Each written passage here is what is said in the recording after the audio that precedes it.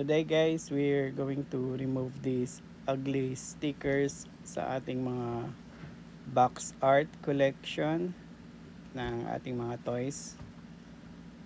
Ayan, pati itong mga remaining glue residue ng tag price.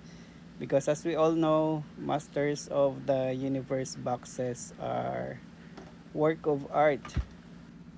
And if you are a collector or hoarder like me, this Marsh sticker remover is going to come very handy for these types of job. It's available in our yellow basket down below, so if you need one, click nyo lang yung link.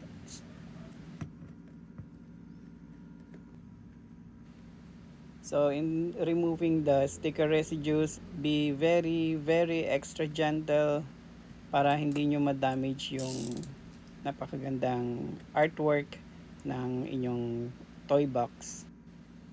And as you can see, this was my previous attempt in removing the tag price manually. But now that we have this Marsh sticker remover, I hope this can solve our problem. And yep, it's coming off very quickly, parang magic.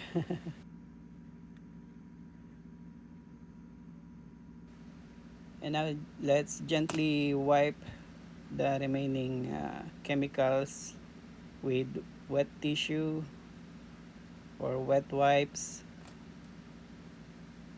and the remaining dissolved glue.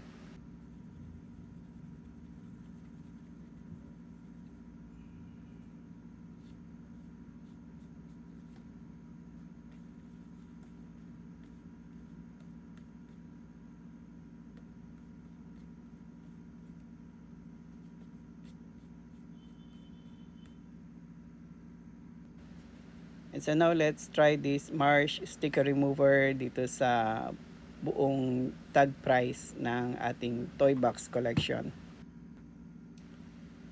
So again, the key here is patience and more patience. Be very extra careful.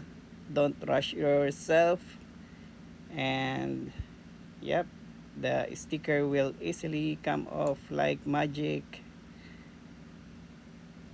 And then wipe nyo agad ng wet wipes para matanggal na yung chemical.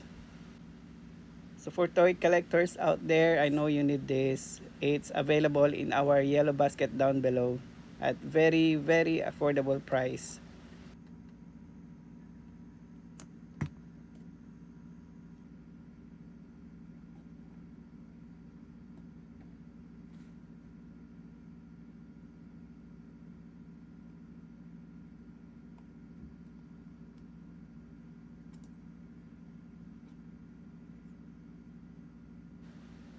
Medyo challenging tong isang to.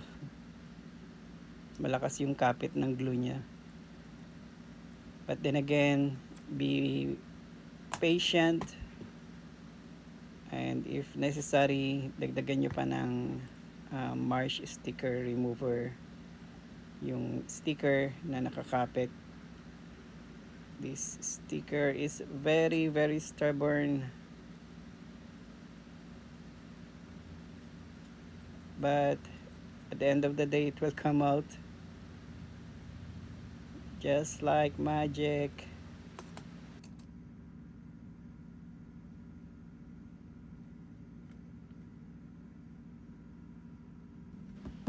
So sa mga plastic parts na ganito, I'm very confident na madali lang natin siya matatanggal. I don't think we need cutter blade on this. I-wipe lang natin siya and just like that, tanggal na yung glue residue ng pinagkabitan ng tag price. So this Marsh sticker remover is going to come very handy for toy collectors and toy hoarders like me. So makip nyo yung box ng malinis at walang irritating, ugly store tag price.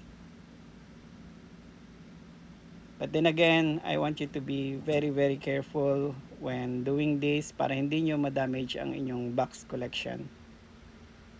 And with that, thank you very much for watching. And please like, follow, and share for more videos like this.